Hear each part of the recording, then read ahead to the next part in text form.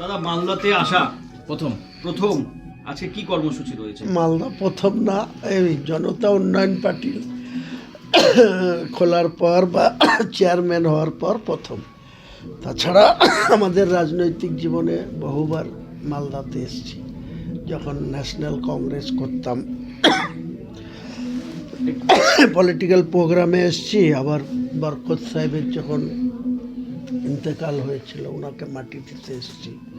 আরও বহু ঘটনা আছে মালদাতে আমরা।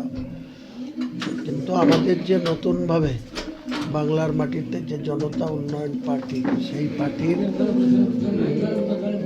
কর্মসূচি, কিছু অফিস উদ্বোধন, সবারই সঙ্গে একটু কথা বলা, এর জন্য প্রথম এটা বলছিলাম দাদা, সামনেই তো বিধানসভা, কয়েক মাস বাকি। এত কম সময়ের মধ্যে সংগঠন কিভাবে জোরালো করবেন মালদায়? দেখুন, সংগঠন আজকের দিনে এই মালদা কংগ্রেসের শক্ত জায়গা ছিল। বরকত সাহেবরা যখন বাংলাতে নেতৃত্ব দিয়েছেন, তিনি কেন্দ্রীয় মন্ত্রী ছিলেন, অনেক কাজ করেছেন, সেদিনটা অতীত হয়ে গেছে। বর্তমানে এখানে জানেন যে 12টা সিট, 4টে বিজেপি জিতে আছে, 8টা তৃণমূল জিতে আছে। আমাদের আশা আমরা মালদাতে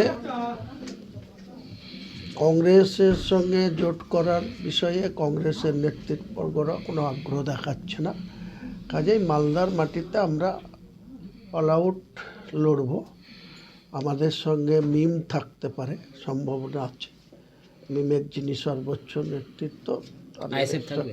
হ্যাঁ, আইএসএফ আইএসএফও থাকতে পারে। আমাদের সার্বিক জোট আইএসএফ, সিপিএম, এদের সঙ্গে কথাবার্তা চলছে। আপনারা ফেব্রুয়ারি মাসের 10 তারিখের মধ্যে বা 15 তারিখের মধ্যে সব কিছু পরিষ্কার হবে। কটা আসনে প্রার্থী দেবেন মালদায়? আমি সেটা জোটের কি রূপরেখা হয় তারপরে এটা বলা যাবে। যদি জোট হয় তাহলে সেক্ষেত্রে আমি নিজেই মনে করি যে 6টা আসনে তো আমার দলের প্রার্থী দেব। আর যদি জোট কোনো কারণে না হয় তাহলে আমি 12টা আসনেই প্রার্থী দেবো। লড়াইটা কার সাথে হবে, তৃণমূল না বিজেপি?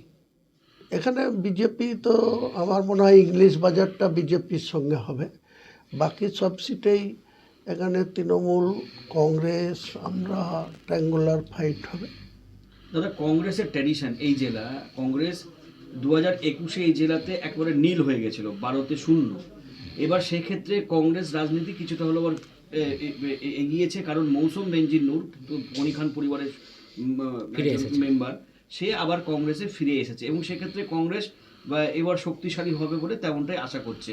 গনি খান চৌধুরীর এই যে একটা নাম ধরে যে ভোট, আপনার কি মনে হয় যে কংগ্রেসের কি পজিশন?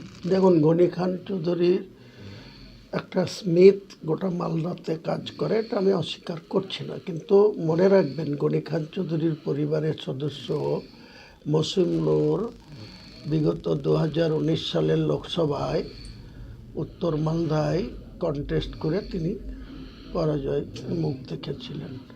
2021-এ কংগ্রেস মালদা থেকে ধুয়ে মুছে সাফ হয়ে গেছে। 2024-এর লোকসভাতে কংগ্রেসের সেইভাবে রেজাল্ট হয়নি, যেহেতু ঈশা খান চৌধুরী জিতেছেন দক্ষিণ মালদায়। তার বাবা 8,500 ভোটে জিতেছিলেন 2019 সালে। 24 সালে এসে ঈশা খান জিতেছেন 1,20,000 ভোটে। তার জন্য মুর্শিদাবাদের 2টো সিটের অবদান অনেক, ফারাক্কা আর শামশেরগঞ্জ, দুটোতেই প্রায় 70,000-এর কাছাকাছি লিড পেয়েছিলেন। মালদার মাটি একসময় কংগ্রেসের শক্ত ঘাঁটি ছিল। আমরা বলছি মালদায় আগামী দিনে আমরা আমাদের জনতা উন্নয়ন পার্টির পক্ষ থেকে ভালো রেজাল্ট করব, এটা আমাদের বলে রাখছি আপনাদের। আপনারা কাউন্টিংয়ের দিনে দেখে নেবেন। সংখ্যালঘুদের কংগ্রেস যে এতদিন ধরে এখানে রাজত্ব করছে, তো সেক্ষেত্রে কি এদেরকে কি ভুল বুঝিয়ে কি ওই সেই একই পরিবার পরিবার করে কি সংখ্যালঘুদের ভোট না হয়? দেখুন, আজকে ভারতবর্ষের যে গণতান্ত্রিকভাবে স্বাধীনতার পর যে সংসদীয় রাজনীতি, তাতে জাতীয় কংগ্রেস শুরু থেকে 1977 সাল পর্যন্ত যেনারা মুখ্যমন্ত্রী হয়েছেন বা দায়িত্ব নিয়ে কাজ করেছেন, অনেক কাজ করেছেন এই বাংলাতে, তারপরে 34 বছরের লেফট ফ্রন্ট আর আজকে 14.5 বছরের মমতা ব্যানার্জির যদি কাজের পর্যালোচনা করেন, তাহলে মুসলিম সমাজের মানুষকে শুধু ধোঁকা দেওয়া, মিথ্যা কথা বলা, ইউজ অ্যান্ড থ্রো এটা করা, মুসলিমদের জনপ্রতিনিধিদের সেইভাবে গুরুত্ব না দেওয়া, এটা একটা ট্র্যাডিশনে পরিণত হয়েছে। এই ট্র্যাডিশন আমরা ভাঙবো। তার জন্য কি মৌসুম নূর বেরিয়ে এসছে তৃণমূল থেকে? সেটা মৌসুম নূর বলতে পারবে। মৌসুম নূর কেন গেছিল তৃণমূলে সেটাও ওনার পক্ষে বলা সম্ভব। আবার কেন এই টাইমে ফেরত এসছে, তার উদ্দেশ্য কী, ওটা মৌসুম নূরকে জিজ্ঞেস করবেন, আমি বলবো না। তবে আমি মালদায় আপনাকে বলছি, আমরা একটা ক্যান্ডিডেট অনেক আগেই আমাদের জন্মলগ্নের দিনে 22 ডিসেম্বর 2025, যেদিন আমাদের জনতা উন্নয়ন পার্টির সাধারণ মানুষের কাছে 2.5 লক্ষ মানুষের উপস্থিতিতে ওপেন করেছি। সেদিন মুস্কারা বিবি তাকে 54 নম্বর 52 নম্বর সিটে আমরা আমাদের পার্টির প্রতীকে লড়াই করবে, এটা আগেই ঘোষণা করেছি।